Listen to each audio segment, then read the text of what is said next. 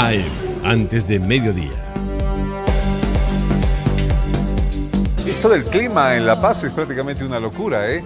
Uno viene con el saco, con el paraguas encima, salimos de aquí a las 12, sol pleno. Claro, cuando uno dice, va a ser sol, no va a llover, viene ahí con una camisita. ¡Sí, señor! Eso, entra al canal de televisión, sale tormenta. Gracias, Señor, por hacernos hacer ejercicios de forma natural a todos, cada día, ¿eh? No se puede confiar en el tema del clima. Por favor, cuídese porque las infecciones respiratorias agudas vienen después y nos estamos arrepintiendo. Un gusto saludarles a todos ustedes y sean bienvenidos a este programa antes de mediodía, queridos amigos. A ver, algunas cosas, me avisan si tenemos ya, por favor, las imágenes listas arriba y si no, bueno, procedemos inmediatamente a nuestro bloque número 2. Queridos amigos, algunos comentarios al comenzar y que tienen que ver precisamente con el tema de nuestra página radiofides.com, con la que empezamos todos los días a darle las noticias más importantes con las que comenzamos la jornada. Esta, por ejemplo, Velázquez, y lo dice en el Café de la Mañana, el gobierno está desesperado, pretende ingresar reservas naturales o ingresar a reservas naturales para buscar gas.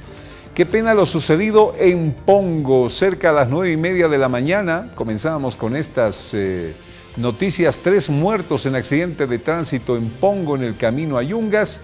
Según el reporte policial, escúchenlo bien, el hecho ocurrió al promediar las 6:30 de la mañana de hoy, en inmediaciones de la localidad de Pongo, camino a los Yungas.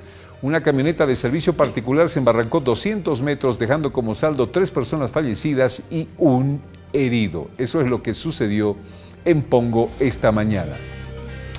Y comenzamos con esto, Wilmer, por favor, le pido. Ex viceministro de la Coca es aprehendido por conducir en estado de ebriedad y golpear a policías. ¿Qué les parece esta? Un viceministro embelesado del poder. Cree que por ser del partido de gobierno puede hacer lo que quiera. Se lo digo porque vamos a ver el video, por favor, y vea esta, escuche, denote por favor esta frase. Dice él: si digo que soy del MAS, ahorita me sueltan. Eso es lo que dice él. Vamos a ver el video, por favor. La debilidad. La policía siempre me ha buscado por lo que yo era neutral, ¿ya? ¿Usted ha sido viceministro? Sí, yo he sido. ¿Estaba manejando en estado de ebriedad? No, la policía va a buscar cualquier mentira. Y yo voy a buscar mi abogado para que mi abogado defienda mi caso. ¿Le rompió la nariz a un No, policía? en ningún momento. Ya. Es todo mentira. Ya. Si yo me declaro masista, ahorita me dejan libre. Indican de que estuvo a punto de atropellar a un niño. Nunca. Si usted trae a ese niño o a esa persona que diga la verdad, es mentira.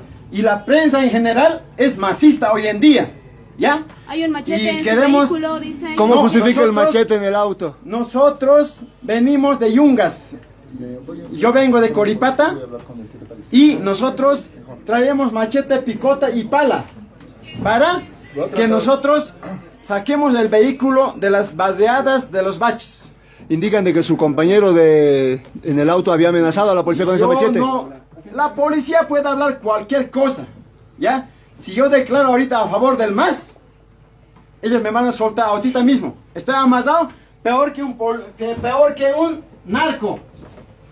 ¿Cómo justifica que la nariz de un policía esté rota? Es mentira. Totalmente mentira. ¿Se inventó la policía? ¿El policía Se inventó. Totalmente mentira. Yo voy a agarrar a mi abogado y me voy a defender. Es mentira. ¿Sabes por qué es mentira? Porque Adepcoca está en contra del gobierno y la policía me está buscando a mí. Y ahora yo era expresidente de Adepcoca. Piensan que yo estoy digitando a Adepcoca, ¿ya? Y la policía me busca y por eso hoy en día no hay justicia, ¿no? Y yo sé que me quieren meter preso a mí. Nunca lo van a hacer. Bueno, el viceministro cometió un error: conducir en estado de ebriedad, lo que está penado. Ahora él está llevando su defensa al campo político, pero al borracho no sé. Mi abuelita decía que hay que creerle porque dicen las verdades. Otro me decía, al borracho ni te metas, ni le creas porque está borracho, está ahí, pero las frases y las cosas que utiliza en ese momento de desesperación no denota otra cosa que su culpabilidad.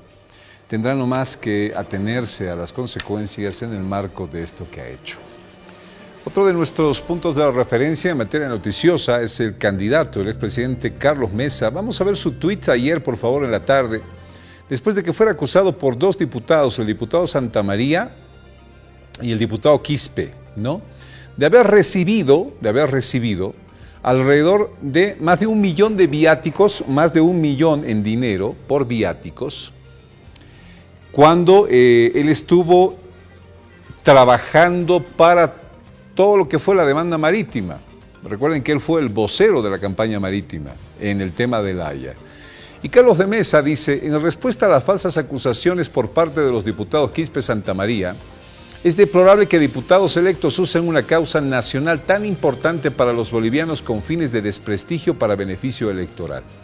Y esto viene, no sé, yo tengo la impresión de que bastante redondo, porque que comience el presidente Morales en su discurso del 23 de marzo, Día del Mar, a decir, ¿no?, y le agradezco, ¿no?, a Carlos Mesa por su labor en esta campaña, cuando sabe que le están dando duro por el fracaso en La Haya al presidente, no es otra cosa que decirle, claro, si yo caigo, vos también vas a caer, a Mesa, ¿eh?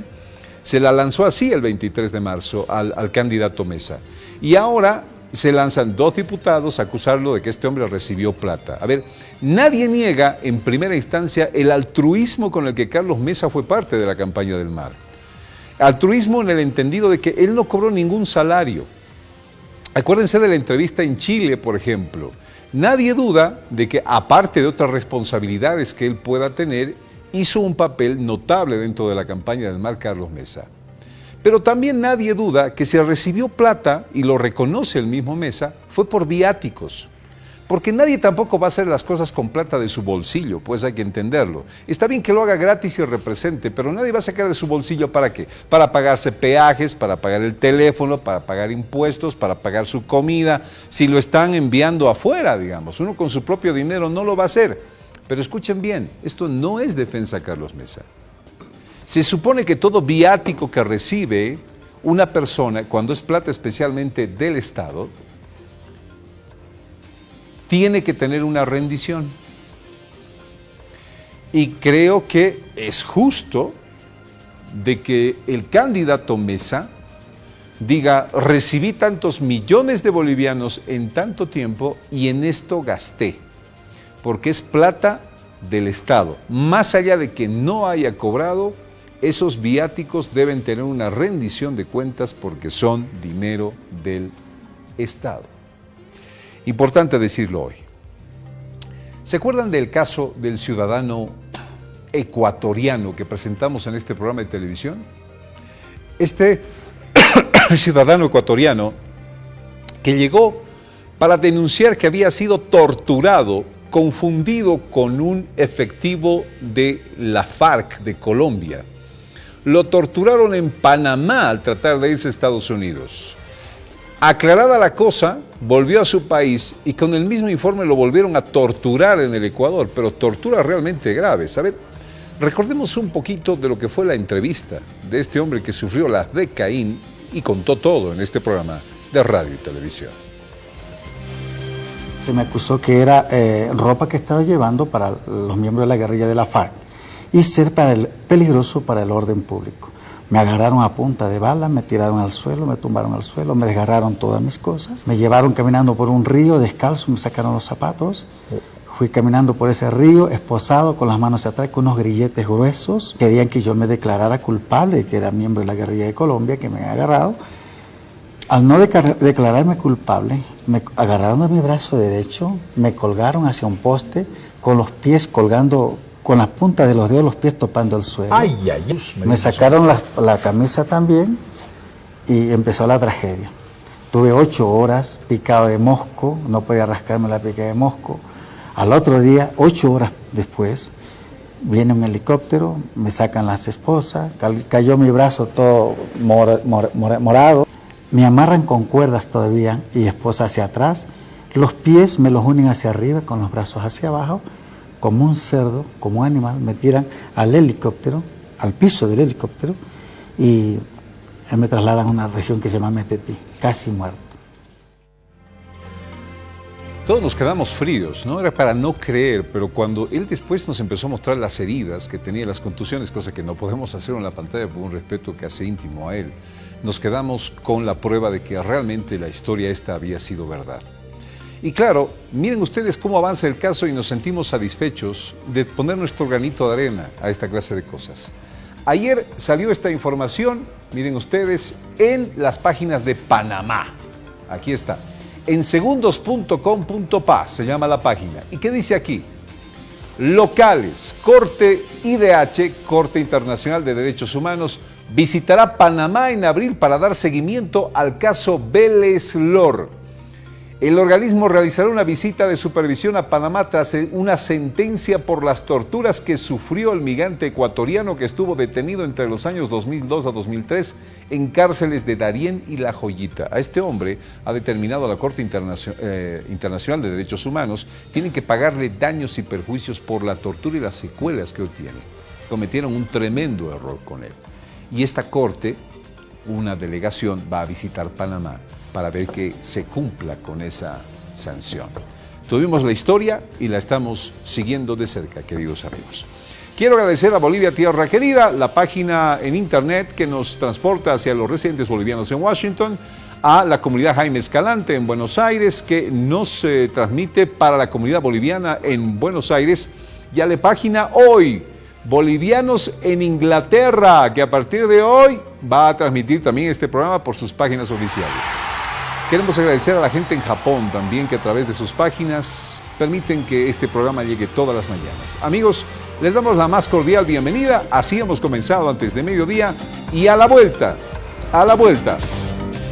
debería colocarse, aceptarse a esta zona llamada Patamanta, que quiero entendido se llama Pamparalama, según me dijeron, no Patamanta. Bueno, utilizaremos los dos nombres por si acaso.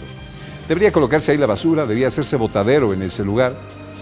Dos expertos analizan este tema. A la vuelta, amigos, acompáñenos. Felices todos de comenzar el lunes entonces a las 10:10 de la mañana. 10:10 de la mañana, aquí con nuevos sectores, nuevos invitados, esas nuevas cosas que a usted le agradan escuchar y ver a través del Corporativo Fides en todo el país. Muy bien, vámonos a nuestro primer tema de la mañana y tiene que ver con el tema de la basura. A ver, ayer estuvo con nosotros Cacho Herrera, que es asambleísta departamental, y explicó cosas que nos parece importante tomar en cuenta. Una de ellas, vamos a acompañarlas de estas imágenes, por favor, de este lugar, que solamente por 2 años se utilizaría esta zona llamada Patamanta. Bueno, nos aclararon que se llama Pamparalama más que Patamanta. Pero entrar en esa discusión utilizaremos los dos términos para luego buscar detrás de esto qué es lo que realmente se llama, Pamparalama o Patamanta. Que son los 2 años que la basura va a ser puesta por debajo de la tierra, en celdas, y hasta con algunos aditamentos orgánicos, como gusanos, por ejemplo, que degraden el tema de la basura. ¿Esto podrá ser posible? Los vecinos salen y dicen, no creemos. Y una de las primeras razones que tienen incluso también autoridades es que alrededor hay agua. Y esta agua sirve para cultivos río abajo, porque el agua se va hacia otras zonas de la ciudad, o sirve también para el consumo humano. Entonces, ¿existe el peligro de contaminación? La alcaldía dice no. Pero vamos a ser sinceros. Un poco más allá, hay pues una defensa de los vecinos férrea. Si vos tienes tu casa, si la construyes con tanto amor, ¿te gustaría tener un basurero cerca? ¿Un botadero de basura cerca? No gusta a nadie la idea. Segundo, cuando tú tienes una casa y se asfalta la avenida o le ponen iluminación y seguridad, tu casa vale más. Si le pones un botadero cerca, ¿qué pasa con la propiedad? Cuesta menos. Otros criterios que no lo están gritando los vecinos, pero claro que están precisamente ahí.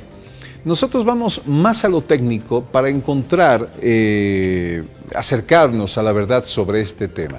¿Qué tan perjudicial puede ser en este lugar colocar basura? ¿Qué pasa con la basura? Hemos invitado al doctor Gerardo Luna, que es abogado ambientalista, ¿perdón? Lanza, Gerardo Lanza. Disculpe usted, mire, ya estoy ya. Gerardo Lanza, abogado ambientalista. Bienvenido, doctor, un gusto tenerlo con nosotros. Y el ingeniero José Díaz Benavente, investigador del Instituto de Ingeniería Sanitaria y docente, además. Gracias, John. Ingeniero, un gusto tenerlo aquí con nosotros. Muy buen día. ¿Me permite empezar con el ingeniero, por favor? Sí.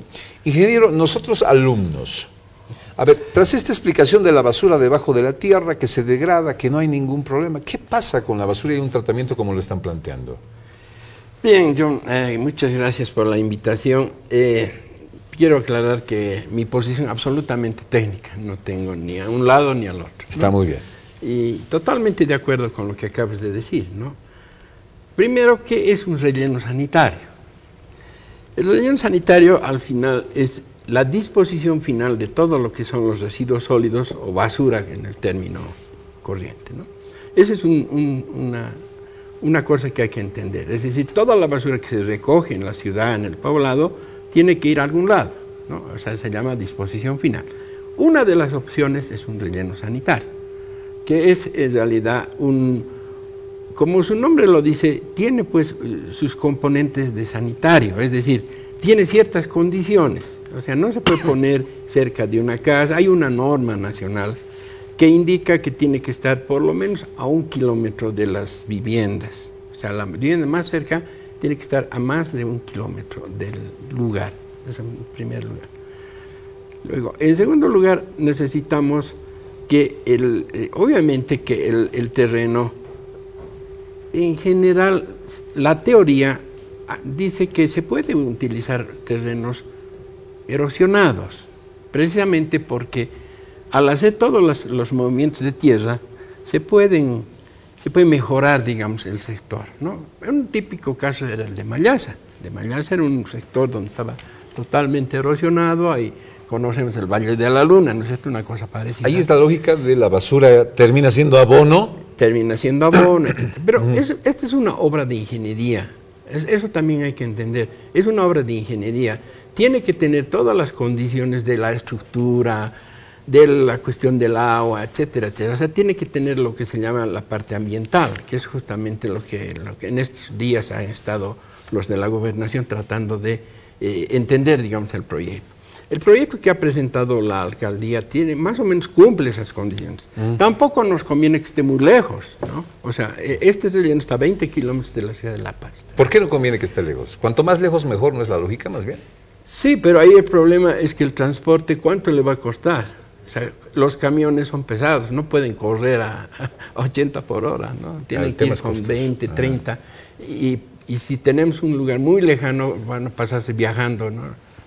Por mucho tiempo, y eso repercute en el recojo de basura, etcétera, etcétera. Entonces, eso es lo que es. Ahora, ¿qué es un relleno? Quizás, no sé, tenemos algunas imágenes de apoyo. Ahí tenemos ¿se acuerdan de las canastas estas, de las que hablamos ayer, Wilmer? Si podemos apoyar con estas imágenes. ¿Qué es un relleno? Mientras usted lo describe para la radio y enseguida vemos imágenes. En realidad, ¿qué es un relleno? Hay dos tipos. El que se llama de área, que es más o menos el que se quiere hacer, donde el terreno es más o menos plano, más o menos, ¿no? Entonces, ¿qué se hace? Se hace una excavación, un hueco, hablando en términos simples, se coloca una capa, una impermeable, que normalmente es una geomembrana, ¿sí? Y obviamente hay que compactar, hay que darle los taludes que corresponden al tipo de suelo, y luego, una vez que está colocada la membrana, se empieza a llenar la basura.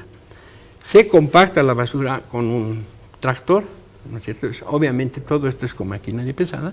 Sí, se compacta la basura, tiene cierta altura, eso está en el proyecto diseñado, y luego de la excavación que se ha sacado, el terreno, esa tierra que se ha sacado, se llena una capa para compactar y cerrar la basura, ¿no? Entonces, es más o menos como un pastel, ¿no es cierto? Claro. Donde tenemos basura, tierra, basura. O sea, ahí están las celdas, y estas celdas que estamos viendo son como unas jaulas, ¿no? Dicen que la basura la van a poner así, en esa especie de jaulas. No, en realidad el relleno, así como se lo ha concebido siempre, y teóricamente es lo que les digo, ¿no? Hacer un hueco, ponerle... Pero abajo hay que instalar una tubería perforada para los lixiviados. Los líquidos que percolan de la basura son sumamente contaminantes. Entonces, ese líquido es necesario disponerlo de alguna manera. Obviamente, hay que colocar una tubería en el fondo con la pendiente hacia algún lugar y obviamente tiene que estar perforada para que el líquido fácilmente pueda percolar. ¿Y qué se hace con el líquido? El líquido hay que llevarlo generalmente se lleva a una laguna de evaporación. ¿Qué es la laguna de evaporación? Es una laguna donde, como su nombre lo dice, generalmente es de gran área y de poca altura, poco espesor, de manera que la evaporación se comience a dar en ese. También hay otro sistema que es el de bombeo, rebombeo, es decir, de esa laguna se rebombea de nuevo al relleno. ¿Para qué? Porque si comienza a haber demasiada cantidad de agua del lixiviado, ya no vamos a tener mucha evaporación, es decir, vamos a tener una masa de agua que no va a evaporar. Entonces lo que se hace es ir bombeando, rebombeando hacia el mismo relleno y va a percolando porque es con tierra, ¿no es cierto? Entonces va a ir percolando y eso va a demorar. Percolando es filtrándose, digamos, ¿no? A través del mismo relleno, ¿no? ¿Sí? Entonces, esa es otra técnica que creo que en la alcaldía no lo han explicado, pero no sé si en Alpacoma lo habrán estado haciendo, creo que no, estaban usando solamente las lagunas. Y finalmente, si no hay esa opción, hay que hacer un tratamiento de ese lixiviado antes de lanzarlo a algún lado, ¿no es cierto? Generalmente es una quebrada, un río, lo que sea, ¿no? Entonces, eso es lo que se hace para el lixiviado. ¿Usted conoce la zona, ingeniero Pamparalama? No hemos, en realidad en la UMSA tenemos 4 comisiones que han sido lideradas por el rector, donde tenemos en la primera comisión o subcomisión, el Instituto Sanitario está viendo el efecto que ha tenido el deslizamiento en los cuerpos de aguas, en el río, bueno, en realidad es una quebrada la de Alpacoma, el río Achocalla, y cuál ha sido el impacto en el río La Paz. Hago un paréntesis ahí, sí. ¿Ustedes ya tienen conclusiones de ese estudio? Sí, y algunas conclusiones tenemos, y hemos visto que en realidad el percolado, este líquido, no ha salido exactamente en el río Alpacoma, sino un poquito más abajo, o sea, el río Achocalla. ¿Sí? Tenemos algunos datos que los vamos a presentar ya en estos días seguramente, donde lo vamos a mostrar exactamente cuál es el efecto que está teniendo. Obviamente hay cierto efecto, pero hay una ventaja, digamos, entre comillas, y es que el líquido también se está percolando, es decir, la tierra está también haciendo un efecto de filtración. Ingeniero, no quiero dejar pasar esto respetando el tema del tiempo donde van a presentar ustedes también las conclusiones, pero usted me dice que todos estos líquidos de la basura, de este deslave que hubo, de este derrumbe de la basura, llegaron al río Achocalla. Sí, claro, han llegado y tenemos algunos datos. Bueno, quizá en otro programa lo podemos mostrar con venia de los amigos del gobierno municipal, porque este es un tema delicado, es un tema que lo hemos expuesto ya en la alcaldía y nos gustaría así explicarlo técnicamente a la gente, ¿no? Usted me dice cierto efecto. ¿Ha contaminado las aguas del río Achocalla? Sí, ha subido un poco la contaminación, pero también ya viene contaminado del alto, porque el alto en algunas partes, en las cabeceras, descargan algunos alcantarillados. ¿Cuánto más habrá contaminado? Entonces, más o menos hay un 20-30% de adicional.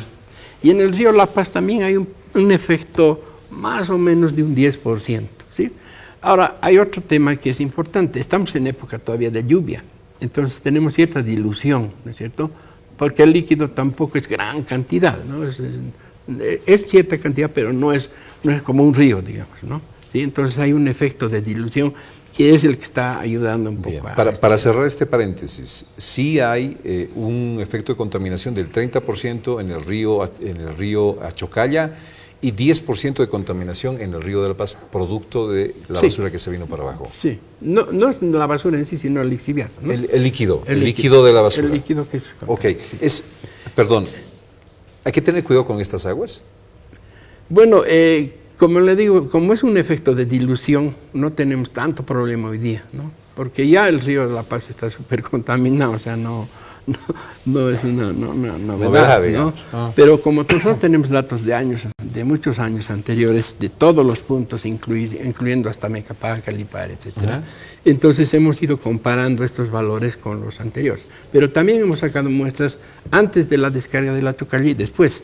Ya. Entonces de ahí es que le digo que son más o menos un 10%. Ok. ¿Sí? Yo digo hasta más o ahí. menos, pero podemos dar algunos datos luego con el informe que seguramente el señor rector lo dará, Muy bien, o muy bien. nosotros mismos, para ver ya los datos ya en números, digamos. No Pues tanto, respeto a eso, ingeniero. sí. Muchas gracias Sí. más bien por darnos estos primeros datos a priori que seguramente serán de interés de la población.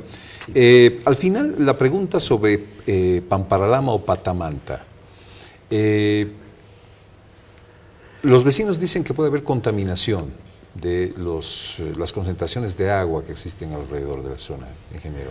Sí, quizás terminando lo del relleno, además hay que tener en cuenta en el relleno que hay que hacer los canales de drenaje del agua de lluvia, porque una vez que ha concluido el relleno, digamos, hay que tapar con una capa impermeable, pero obviamente la lluvia va a caer, entonces esa lluvia hay que llevarla a través de canales de drenaje fuera del relleno, porque esa agua no está contaminada, ¿no?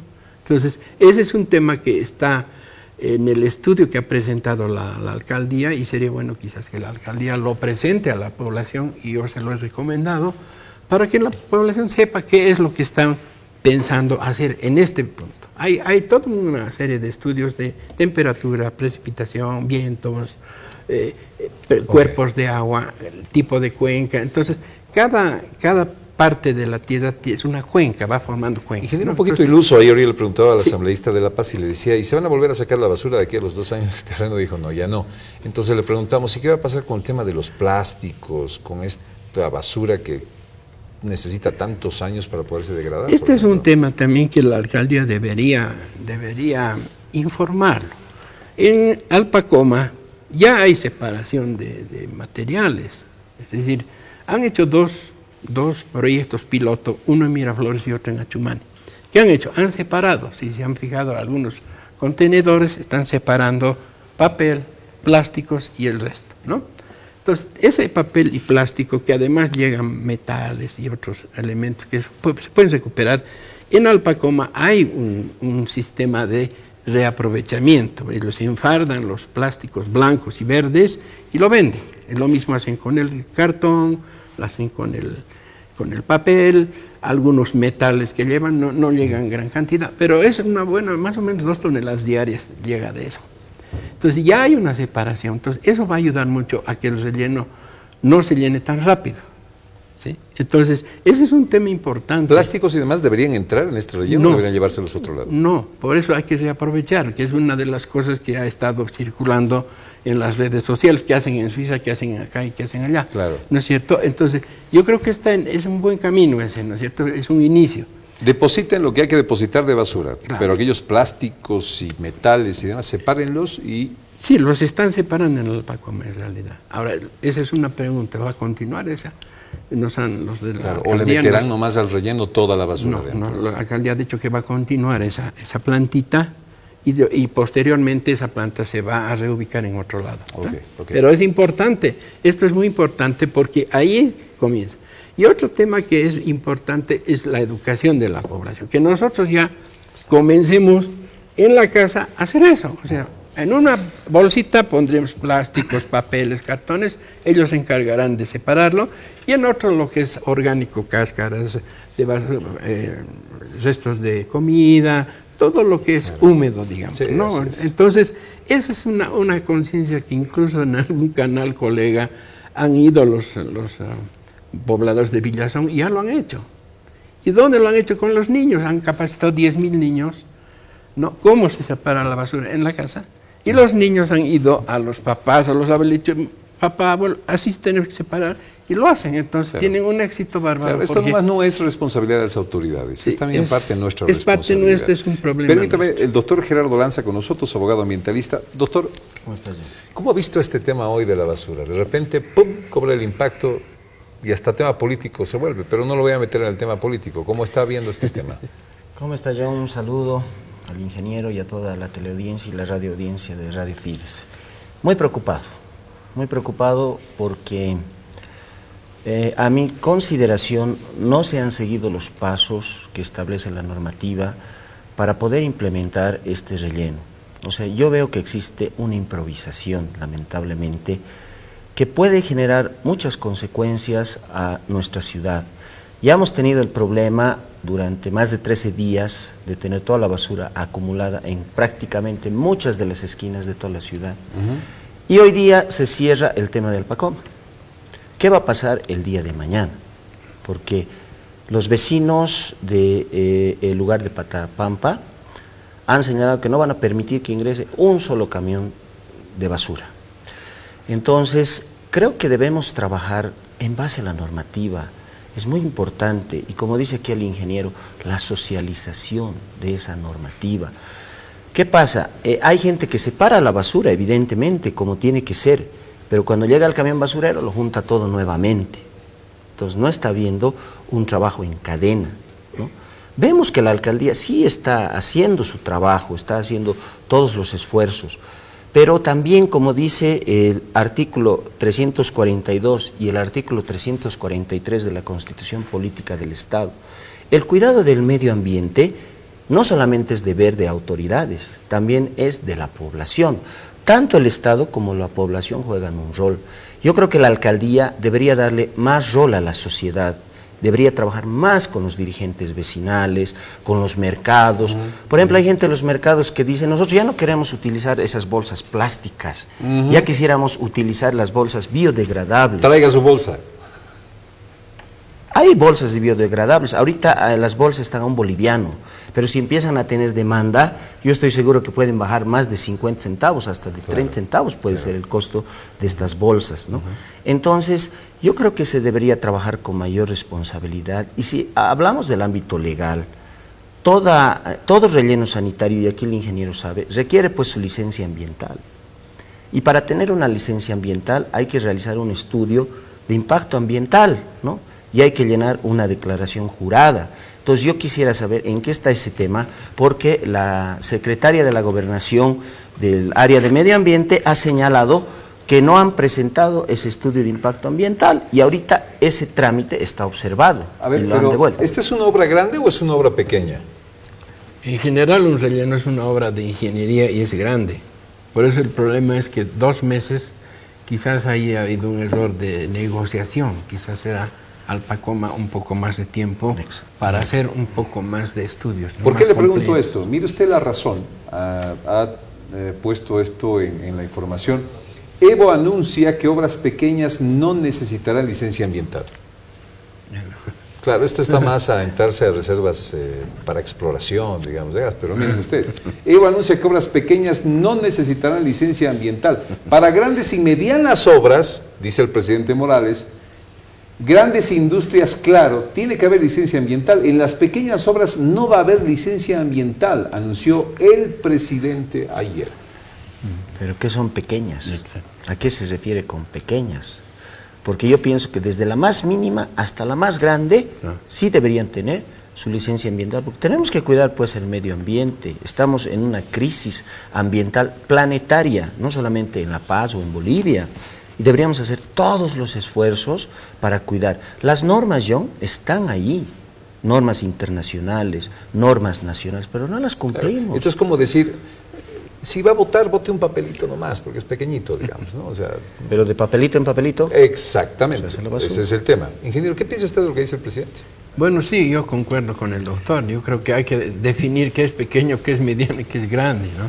Ahora, 50 hectáreas, ¿qué es? ¿Pequeño o grande? Porque ese es el tamaño del relleno que se quiere implementar. Normativamente, ¿qué más tenemos, doctor? Bueno, la ley 1333, precisamente, en su artículo 24, establece el estudio del impacto ambiental. Ahora tenemos también la ley 755, que es la ley de gestión integral de residuos, que ha sido promulgada el año 2015 y que en una de sus disposiciones señala que todas las entidades territoriales autónomas de Bolivia deben trabajar su reglamento de acuerdo a esa ley, porque la realidad de cada lugar es diferente en el ámbito de los residuos, ¿no es cierto? Yo me pregunto y digo, de todos los municipios que existen en Bolivia, ¿alguno habrá trabajado ese reglamento del año 2015? Porque ya estamos en el año 2019. Ahora, obviamente que el efecto que busca generar esta norma sin duda, es la transformación y la industrialización de la basura. Creo que nos hemos retrasado mucho a partir de esa norma en la práctica. Y en Bolivia ahorita tenemos ese problema, o sea, no es solamente un problema del municipio de La Paz. Ahora, también debemos recordar que el artículo 299 de la Constitución Política del Estado, en su parágrafo segundo, incisos 8 y 9, señala que es competencia concurrente y compartida del gobierno central, de la gobernación departamental y de los gobiernos municipales el trabajar sobre los residuos industriales, los residuos tóxicos y el tratamiento de residuos. No es solo el tema de la alcaldía y el tema de la basura, me está diciendo. Exacto. O sea, ¿qué está haciendo la gobernación y qué está haciendo el gobierno central también? Es así, porque el trabajo de la alcaldía, por ejemplo, es recoger la basura y depositarla en un relleno sanitario. Ese es el trabajo de la alcaldía. Pero también presentar proyectos, ¿no es cierto? Y hacer trabajo. ¿Y la gobernación cuál es el trabajo? La gobernación también tiene su responsabilidad, porque puede también trabajar junto con la no solamente con la alcaldía de La Paz. No puede, debe. Debe, está bien, utilicemos ese término, debe. Trabajar no solamente con el municipio de La Paz, con el municipio del Alto, con el municipio de Achacachi, o sea, con todos los municipios que son su competencia. No quiero yo entrar a criticar a las autoridades, sé que es un tema muy complicado, muy delicado, no es fácil, pero ¿qué error estoy viendo yo que cometen? Que no hacen participar a la sociedad. O sea, el hecho de que ellos son autoridad, se encierran en sus escritorios, se encierran en sus oficinas y no trabajan con la gente. Yo también, John, soy docente, dicto la materia de Derecho Ecológico en la Facultad de la UMSA de Derecho. Y cuando yo doy algunos trabajos a mis estudiantes sobre temas ambientales, lo hacen encantados de la vida. Y si tienen que gastar unos pesitos, gastan, porque dicen, es nuestra salud, es nuestro cuidado. Entonces, ¿por qué no trabajar de esa manera? ¿Por qué no la UMSA, por ejemplo, trabajar en este estudio junto con la alcaldía de ese relleno sanitario? Claro, el tema es con tiempo, pero esto se ha vuelto una emergencia. Exacto. ¿No? De la noche a la mañana hubo... no sé decirle deslave, derrumbe, desborde de la basura y todo el mundo empezó a volverse loco con una solución inmediata. Y es cierto que desde 2015, si está esa norma no se trabajó, bueno, ahí debería haber alguna responsabilidad, ¿no? Porque debía haberse ya trabajado, preveído al menos. Y que esta experiencia le sirva a los demás municipios para empezar a trabajar en el tema realmente urgente, para ver la basura que está recolectando.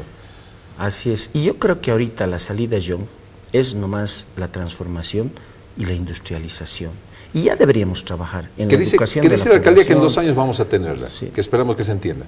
Ingeniero, a ver, hablemosle a los vecinos, que en este momento dicen, ni una bolsa de basura en Pamparalama o Patamanta. Deberían pedir un estudio de impacto, deberían pedir que les aclaren el tema del tratamiento de las aguas, estas que caen de la lluvia, para que no se junten con la basura. Deberían pedir un tratamiento de líquidos de la basura para ver dónde salen, dónde se depositan y evitar que se contaminen las aguas que están alrededor, y deberían pedir separación de la basura para que en ese relleno no existan eso que tarda muchísimo en degradarse. Sí, no sé si estoy en el acierto. ¿Qué más usted pondría aquí en la lista de verificación? Yo creo que está bastante claro, pero con lo que dice el doctor es cierto, hay que informar más a la población, eso ya lo hemos recomendado en la UMSA hacia el gobierno municipal, porque incluso siendo sinceros y además aprendiendo de nuestros errores, sería bueno saber qué ha pasado en Alpacoma, por qué ha habido el deslizamiento. Pues ese es un tema que no es la auditoría ambiental, está bien, ok, pero el técnico tiene que decir algo, ¿no es cierto? Dice la lluvia, bueno, entonces, a ver, veremos si realmente... ¿Eso viene en el informe próximo?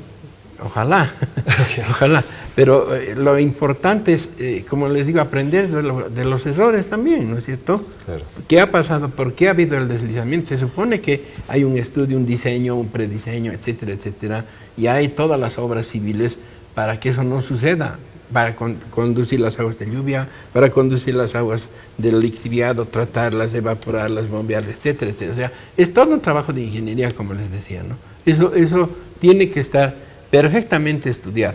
Ese es el problema, y bien lo has dicho, John. Este es un tema de 2 meses, es una emergencia. Entonces, sinceramente, yo creo que la alcaldía ha hecho un enorme esfuerzo, y lo ha dicho el doctor también, ha hecho un esfuerzo. Se conoce, incluso yo a la ingeniera que está a cargo, les recomiendo que vaya a los canales y explique exactamente cuál es el proyecto que van a hacer. Bien. Entonces la gente va a saber por qué, cómo, etcétera, etcétera.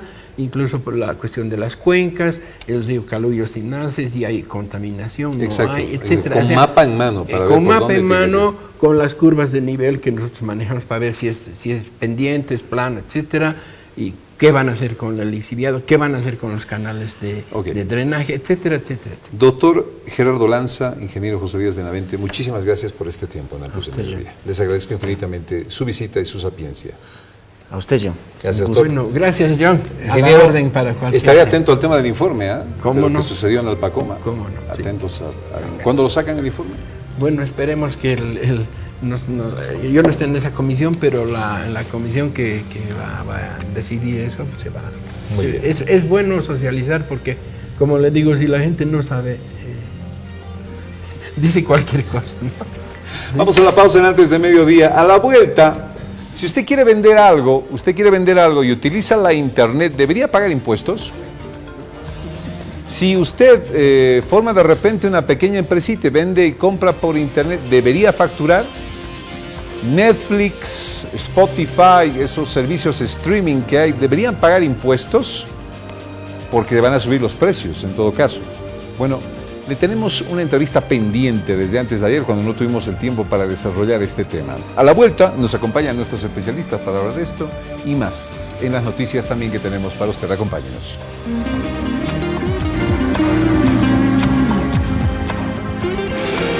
Julius, sofisticación al vestir. Son las 11 de la mañana con 20 minutos, 11:20 minutos. Gracias por estar con Antes de Mediodía por Fides Televisión y Fides Radio. A ver, nos quedamos colgados la anterior vez, se lo digo con mucho cariño a Jaime Dunn y claro, asumo la responsabilidad porque el tiempo medido fue muy poquito, me quedé con las ganas de más. Consultor financiero internacional Jaime Dunn está con nosotros acá. Y hablábamos del tema de esta posibilidad de colocar impuestos a estos negocios a través de la red de internet. En lo poquito que hicimos, la gente dijo, muy bien, qué interesante que estaba. Es como un segundo capítulo. Empezamos a conversar la anterior oportunidad de quién debe facturar. ¿Qué negocios deben facturar? Debe facturar la persona que alguna vez vendió un objeto de segunda mano, debe facturar una empresa que se está aprovechando de la internet para vender, debe facturar a alguien que vende un poco más de un objeto, deben facturar las empresas que le prestan a través de la internet servicios a la gente como Netflix, Spotify. ¿Cuál ha sido tu análisis estos días? A ver, yo te diría que primero habría que clasificar bien y ver bien de qué tipo de negocio estamos hablando, primer tema, cuál es el modelo de negocio que estamos viendo, porque entre Amazon, entre Airbnb, entre Uber, no tienen el mismo modelo de negocio, y te puedo explicar un poquito más de detalle cómo lo veo. Segundo, hay que ver en el país que estamos hablando, y en este caso de Bolivia, qué impuestos ya existen y cuáles se pueden aplicar, o estamos hablando de la creación de nuevos impuestos. Yo entiendo que es sobre los que ya existen. Y el tercer tema que es fundamental es, ojo, los impuestos, como el caso de Bolivia, aplican solo en el territorio nacional. Solo hay dos países en el mundo que tienen impuesto global, que es Estados Unidos y Eritrea. Son los únicos que en el mundo que le dicen a sus ciudadanos y a sus empresas, a mí no me interesa dónde estás, me pagas impuestos a mí. Un ciudadano americano, por un salario que gana en Bolivia, paga el 25% en Estados Unidos, si es ciudadano americano. Entonces tengamos claro primero de qué tipo de estructura fiscal estamos viendo en cada país en el que estamos pensando hacer esto. El caso de Bolivia es bien claro, son impuestos locales. Hay en el tema de la ley de pensiones, hay un tema que mucha gente no se ha dado cuenta, pero la ley de pensiones dice que debemos aportar para nuestros fondos de pensiones de nuestro ingreso global. O sea, supuestamente si un boliviano trabaja en Nueva York, debería hacer un aporte al sistema de pensiones boliviano. Que no se hace. Que no se hace, primero no está reglamentado, y eso me llevaría a un cuarto impuesto. Si realmente lo que tú quieres cobrar, lo puedes hacer. Las autoridades tributarias a nivel mundial tienen un principio básico también de nunca cobrar o pretender cobrar lo que no pueden controlar, fiscalizar, medir, menos cobrar. Entonces, por ejemplo, te doy el ejemplo de lo que está en la ley de pensiones. Es una cosa que está ahí Y uno dice, y bueno. Global, no sabemos claro, ni dónde están nuestros bolivianos, claro, digamos, entonces, así es cierto. No sabemos dónde están algunos bolivianos dentro de Bolivia, entonces ¿para qué ponemos una cosa como esa, no? Pero bueno, ahí está. Entonces, como te digo, hay que ver primero esos aspectos. Modelo de negocio y qué impuestos tenemos dentro del país. Veamos, soñemos un poquito con lo que podrían ser estos modelos de negocio en las redes. A ver, comencemos por una persona que dice, yo quiero vender este objeto, ¿no? Y lo voy a ofertar en la internet, nos hallamos en la Pérez Velasco y te lo vendo en 25, ¿no? Dame 20, ya toma, Exacto. digamos, una transacción de esas. ¿Debería haber factura? Yo creo que no. Definitivamente no, por lo siguiente. Primero tiene que haber un tema de habitualidad también en lo que se está haciendo. Si es una persona que hace eso todos los días, 365 días al año, ya se ha constituido obviamente en un generador de impuestos, en una unidad de negocio imponible, y hay un hecho imponible que se está generando por la actividad que está haciendo. Entonces ahí se va a dar ya una estructura diferente. Pero alguien que ocasionalmente, como decíamos el otro día, tengo un celular viejo y lo quiero vender. Y yo te hago otra pregunta a ti, John. Estamos hablando que lo está haciendo a través de Internet, digamos, ¿no? Pone un aviso en Internet, Marketplace, por ejemplo. Varios compradores y vendedores se conocen, toman contacto, compran y venden. Pero no nos olvidemos que lo mismo hacen hoy en día en el periódico. Vendo celular usada, mi computadora, y se cobra impuestos. No. ¿Por qué? Porque está en Internet se va a cobrar. ¿O es que estamos diciendo que queremos crear un impuesto especial al Internet? Esa es otra cosa. Pero algo que simplemente, que se hace todos los días de manera natural y normal, por el hecho de que se está haciendo en el Internet, la pregunta sería, ¿por qué debe de pagar? O si no, deberían pagar ambas partes. Entonces, ¿nos están diciendo que hoy en día cualquier anuncio en el periódico va a pagar entonces un impuesto? No, no es cierto. Claro. ¿No? Entonces, justamente entrando en modelo de negocio marketplace. En mi opinión, no hay habitualidad. Es una cosa ocasional que alguien está vendiendo un producto, un bien, no debería por qué pagar impuestos. Además, yo no voy a ir a sacar un NIT, o voy a facturar, o voy a pedir que se me emita facturas por servicios de impuestos internos, porque se me ocurrió una vez vender un celular. Ok, pero aquellos que lo hagan habitual, aquellos que ya den esa sensación de dedicarse a eso para ganar plata, es decir, prácticamente están poniendo una empresa. Por supuestamente la habitualidad ya está sujeto a impuestos aquí en cualquier parte del mundo. Pongas o no una empresa. Ok. Digamos otro modelo de negocio, Airbnb. Airbnb es el tema de que si yo tengo un cuartito que me está sobrando en mi casa, puedo decir, lo voy a alquilar, entonces lo pongo ahí en el internet y digo, no, extranjero que quiera venir y pase por La Paz, mi cuartito cuesta 200 bolivianos la noche, por ejemplo, de afuera se contactan y llegan al cuartito, ¿no es cierto? Correcto. ¿Qué tal eso? Es decir, incluso han dicho que eso le hace competencia al tema de los hoteles, ¿no? Bueno, sí, eso es lo que dicen y bueno, en realidad estoy casi seguro de que este movimiento que hay y todas estas ideas de cobrar impuestos por el Internet en realidad han nacido por el tema de hotelería, Airbnb, Booking, Trivago, ¿no? O sea, eso ha llevado a que se vean otras cosas también, y eso es lo que sucede. Por eso te digo, pensemos en todo, porque si haces una cosa, te puede repercutir en muchas otras cosas más. Tengo entendido que justamente la Cámara Hotelera hizo un reclamo a impuestos internos, porque impuestos internos ha sacado una nueva norma donde todos los hospedajes y obviamente la hotelería en Bolivia, bajo las numerosas y cientos de normas que deben de cumplir, se adicionó una más, es que tienen que reportar quiénes están alojados ahí. Y ese reporte tiene que llegar a impuestos internos de alguna manera. Obviamente habría que ver todos los detalles de por qué se hace, para qué se hace y qué se quiere hacer. Pero bueno, hay una norma ahí que a los hoteleros los ha alertado y han dicho, oye, pero los que hacen Airbnb y Booking no tienen esto. Y van a impuestos internos y dentro de toda esta negociación aparenta una cosa como que a impuestos le alertan que hay estos negocios por ahí que son competencia para ellos y entonces con la idea de tratar de igualar, digamos, la oferta y demanda del alojamiento en Bolivia, dicen, vamos a empezar a cobrar impuestos a ese lado también. Y ahí viene otra vez la pregunta que hago, ¿por qué se quiere cobrar el impuesto? ¿Qué se quiere hacer? ¿Se quiere igualar? ¿Se quiere evitar competencia? ¿Se quiere más bien crear competencia en condiciones equitativas? ¿Qué se quiere hacer? Todavía no se entiende, porque eso nos podría ayudar a saber qué realmente qué queremos hacer. Pero yendo al caso de Airbnb, bueno, proponen los hoteleros que todos los que tienen habitaciones alquilando por Airbnb o Booking o lo que sea, tributen como hoteles. Y ahí viene el tema, es que no son hoteles. Es que no son hoteles. No, es más, no son competencia de los hoteles. Creo que es erróneo decir son competencia de los hoteles. No. ¿Por qué? Porque evidentemente están en el negocio de hospedaje, pero en otro nivel, en otro extracto de mercado. ¿Okay?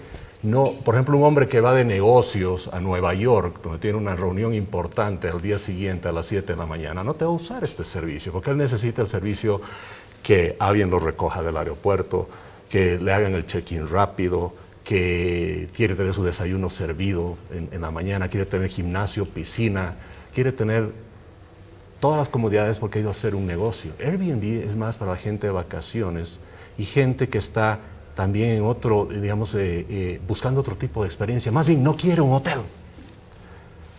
Yo me declaro usuario Uber, Airbnb, Booking, y realmente no son hoteles.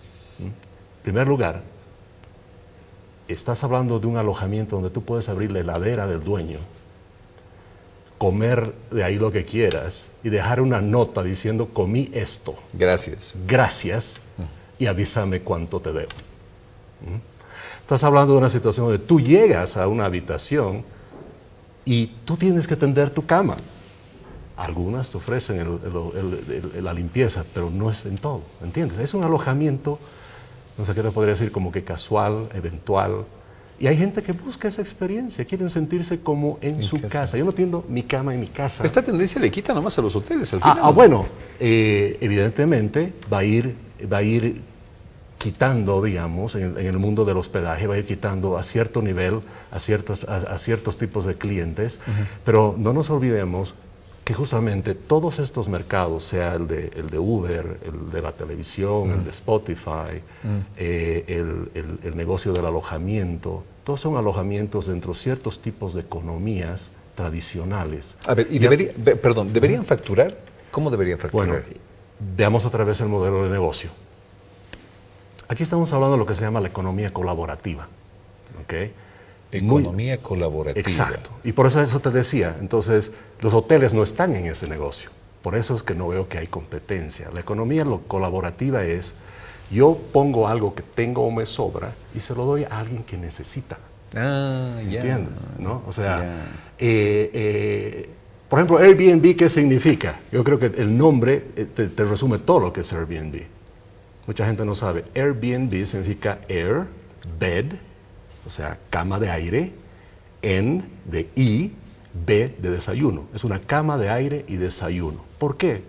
Porque los 3 muchachos que inventaron Airbnb, lo que ellos tenían era, alquilaban un colchón de aire y daban desayuno al que se quedaba ocasionalmente 1 o 2 noches en su habitación. Se me ocurre poner un impuesto al intermediario. Ok, entonces veamos es que porque son intermediarios, me estás diciendo, no son yo empresas. diría que no, porque mira, Airbnb al final tiene el modelo de negocio donde 2 partes se encuentran. Alguien que, bajo la economía colaborativa, alguien tiene algo que le puede dar a alguien que lo necesita ocasionalmente. ¿Ok? Por eso es que muchos de los que están en Airbnb tienen 1 o 2 clientes al mes. No son un hotel por eso. Ahora, ¿cuántos hay en Bolivia? Por supuesto que hay muchos. Se estima como 1.500 bienes que están siendo alquilados. Ahora, ¿qué es lo que pasa? Cuando viene alguien, se hace el pago a través de Airbnb, el que está alquilando recibe un pago ya deducido de la comisión que él tiene que pagar a Airbnb. O sea, ya hay una comisión que él tiene que pagar.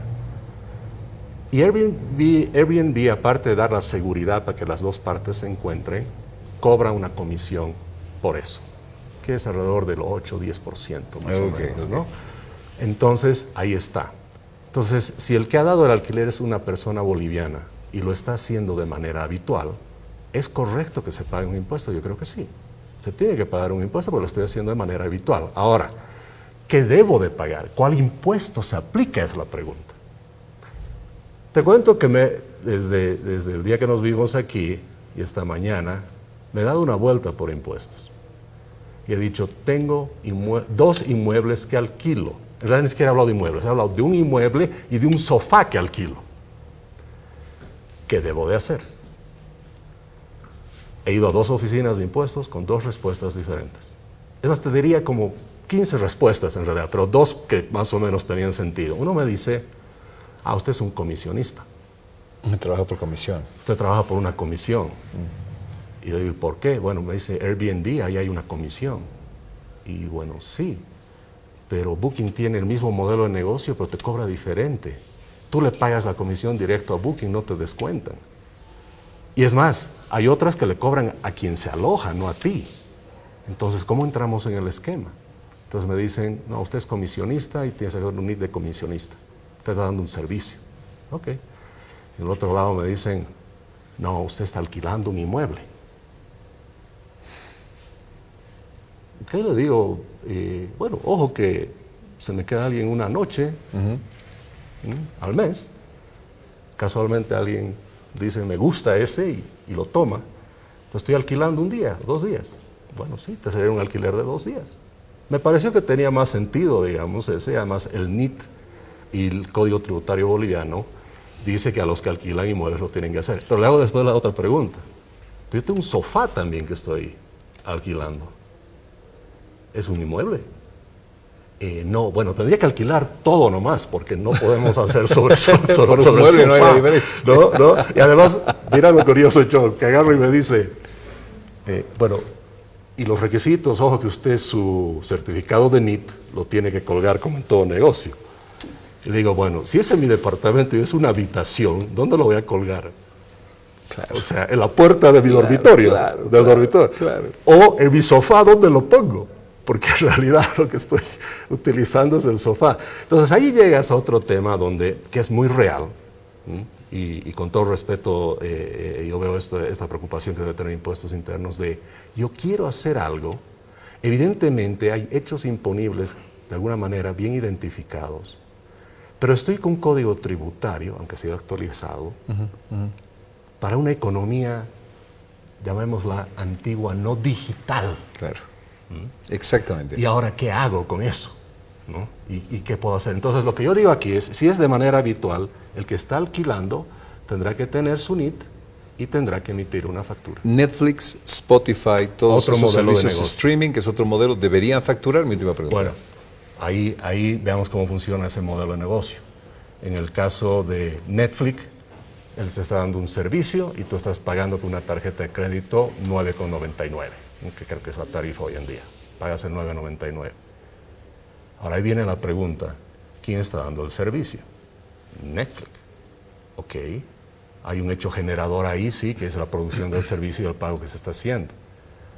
Pero un momento, Netflix no tiene residencia fiscal en Bolivia. O sea, no existe Netflix en Bolivia. Así es. ¿Qué vamos a hacer? ¿Que habla una sucursal en Bolivia? ¿Qué hacemos? Hubo el caso en la Argentina donde Airbnb se le dijo que tenía que poner una oficina. Bueno, ellos creo que alquilaron una habitación, no creo que ha sido de Airbnb, pero alquilaron una pequeña habitación con un servidor y no trabaja nadie ahí. Y la llaman, esa es mi oficina. ¿Queremos hacer eso realmente? ¿Tiene sentido? Además, ¿qué impuestos Porque ¿cómo le cobraríamos el impuesto a ellos? Digamos? Claro, ¿qué impuesto le cobraríamos para empezar? ¿El IVA? Bueno, para eso tiene que ser residencia fiscal. Una especie de permiso de operación en Bolivia y claro, y tendrían que subir los costos que se le cobra aquí al usuario. Bueno, definitivamente va a haber un incremento de costos, pero la pregunta es, ojo, en Bolivia tenemos básicamente en la mano los impuestos, o sea, los más importantes, IVA, impuesto a las utilidades, el IT. Básicamente eso representa todos los impuestos de Bolivia.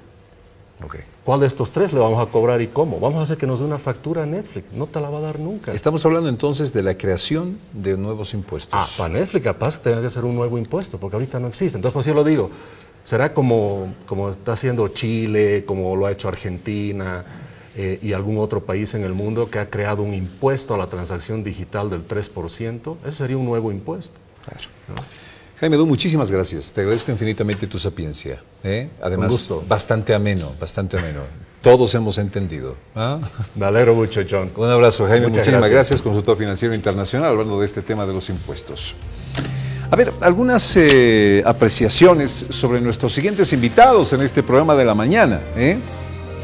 A ver, perdimos el mar. ¿Quiénes perdieron el mar? ¿A quiénes se les echa la culpa continuamente de que hayamos perdido el mar? A los militares. ¿Es correcta esa apreciación? ¿Escuchó hablar usted de la batalla de Canchablancas? Un trabajo que será presentado próximamente en las pantallas de los cines desnudará cosas ocultas de lo que fue la Guerra del Pacífico y hoy se lo vamos a mostrar en parte. Después de la pausa, se lo haremos escuchar también a través de Radio Fides. Acompáñenos, por favor. Gracias por estar con nosotros, amigos. 11:45, vamos rápido a esto. Tenemos información desde Oruro en instantes. Se están bloqueando la plaza principal los pobladores de Huanuni, tengo entendido. Quiero presentarles a un gran amigo, un gran colega, un gran productor de televisión. Su nombre es William López. William, un gusto tenerte aquí en el programa. Bienvenido. ¿Cómo has estado? Bien, ansioso porque esta noche tenemos la presentación de un documental que nos ha costado hacerlo. A ver, es un documental, miren ustedes, le voy a presentar aquí la promoción visual de esto. Dice, La Guerra del Pacífico, la historia que no nos contaron, la masacre de los Colorados. Y a la cuenta de 3 vamos a ir al tráiler de este documental. 1, 2, 3, maestro. En un momento crítico en Bolivia y una política de expansión, surge el momento más funesto de nuestra historia. Frente a frente, descubriendo intereses de poder e información que quisieron ocultar. 28 de marzo por el Cine 6 de agosto.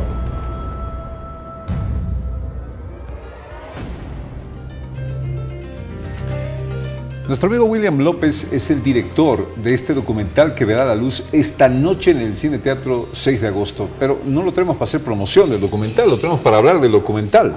¿Por qué se te ocurre, tengo entendido, contar en este documental cosas que la historia no refleja en este tema de la Guerra del Pacífico, William?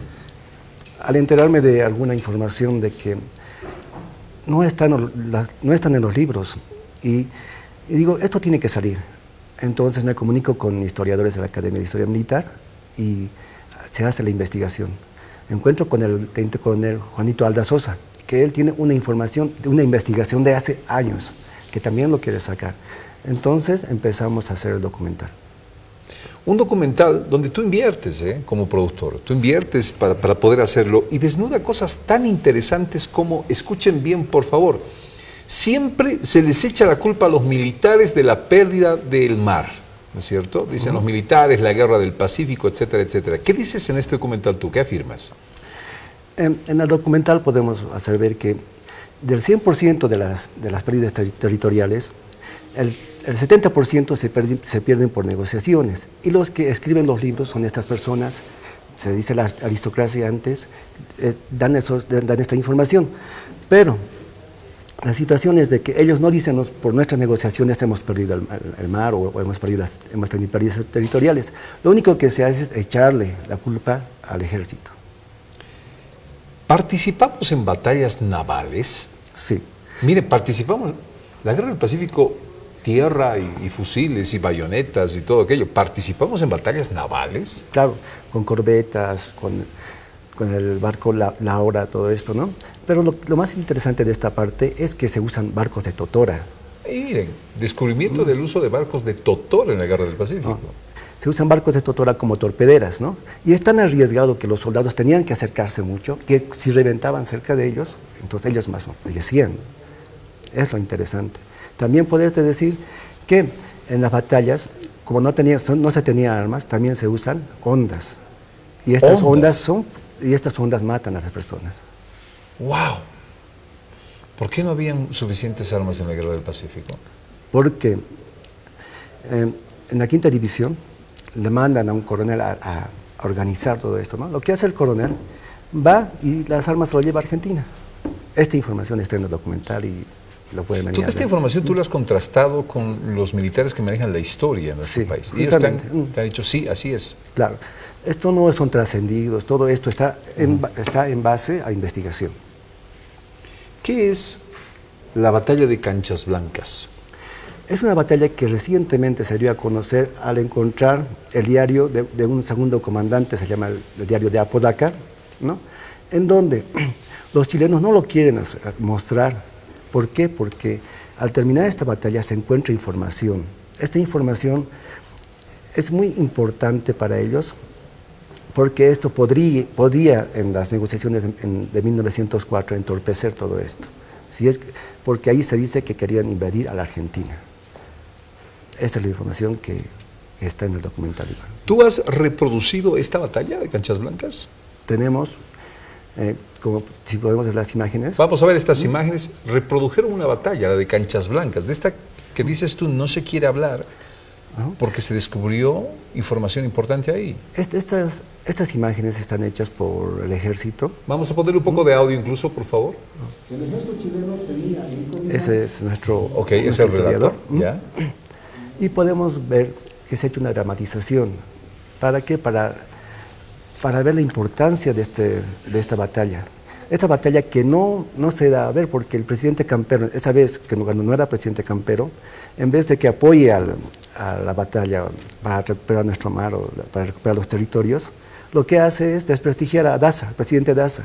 Y cuando vuelve a La Paz el Campero, Narciso Campero, lo derroca a Daza. Y no le conviene que se sepa esta batalla de las batallas que ganamos. ¿Por qué no le conviene? Porque ganamos esta batalla de Canchas Blancas. Ganamos la batalla de Canchas Blancas. Y ahí se descubren papeles que son importantes. Papeles como que podía haber una segunda invasión entrándose a territorio nacional, una invasión chilena. Sí hubo una segunda invasión.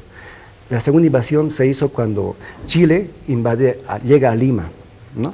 Y estando en Lima, ven la posibilidad de poder invadirnos por el lado de Copacabana. Ah, caramba. Y eso tampoco eso se hace en 1893. 1893. ¿Quisieron los chilenos, tenían el plan de entrar por Copacabana? Ajá. Tenían esa intención de entrar, pero esta vez ya estábamos preparados. Ya teníamos la situación del frente de contingencia y no se atrevieron. Miren qué cosas más lindas. Voy a irme con imágenes de la recreación de esta batalla de Canchas Blancas, por favor. Agradeciendo tu visita, querido William López, director de este documental, que se llama Frente a Frente a la Guerra del Pacífico. Frente a Frente a la Guerra del Pacífico. Se habla de Chile y Bolivia y los temas pendientes que hay. Acordate una situación más, hablar de los colorados de Bolivia tal vez. Los colorados de Bolivia fueron 5.200 colorados a la batalla del Campo de la Alianza. En esta situación, al final de la batalla quedan 54 colorados de Bolivia, ¿no? Estos 54 colorados de Bolivia, que son la mano derecha del presidente, ¿sabes? El presidente Daza, saben que hay traición de parte de los aristócratas en su momento. Esto lo difunden entre sus compañeros y se quiere crear una convulsión. A los 54 colorados de Bolivia que quedan, los asesinan en Bolivia. Solamente queda uno. ¿Por qué? Porque estaba mal del estómago. Los asesinan en Potosí. En La Paz los quintan de 5 en 5, también tenemos las imágenes como podemos ver en este momento. Y en Sucre los matan a los últimos 5 que quedaban. Pero como te digo, uno se salva porque estaba mal del estómago. Cuando vuelve ve que todos sus compañeros eran. En Bolivia los acabamos a todos los colorados de Bolivia. El contar cosas ocultas, estas que no se han contado de la Guerra del Pacífico, ¿no te ha ocasionado problemas, William? Un poco. Hacer un documental histórico te causa un poco de controversia. Controversia sobre todo. Sí, porque ¿cómo fue? Las personas generalmente quieren hablar de una historia, de una sola historia, la historia verdadera que se dice. Pero yo creo que la historia no es una, porque estuviéramos en dictadura si queremos poner una sola historia. La historia son diferentes. El boxeador tiene una historia diferente, el comerciante tiene otra historia diferente, su forma de vida. Una persona de clase alta, de clase media, de clase alta, vive otra historia. Entonces lo que yo quiero es reflejar esos tipos de historias. Felicidades. Hoy, 28 de marzo, en el Cine Teatro Municipal, el 6 de agosto, a las 5 de la tarde. 5:30, y a las 19:30. 5:30 y 19:30. Sí, en estas dos funciones. Dos funciones. Te deseamos suerte en la presentación de este documental, William, y además te ofrecemos, porque dura media hora, ¿no? Una hora una hora en general. Bueno, te ofrecemos Fides Televisión si gustas pasarlo en algún momento. Claro, ¿bien? muchas gracias, John. Te mando un abrazo, muchísimas gracias a nuestro querido William López, director de Frente a la Guerra del Pacífico.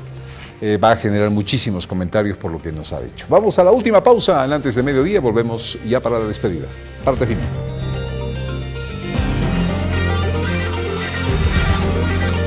Esta noche en Fides Televisión, AM les dice muchas gracias por su atención y ya viene la hora del país, las noticias más importantes de esta primera mitad de jornada. Amigos, un placer, hasta mañana de Dios también.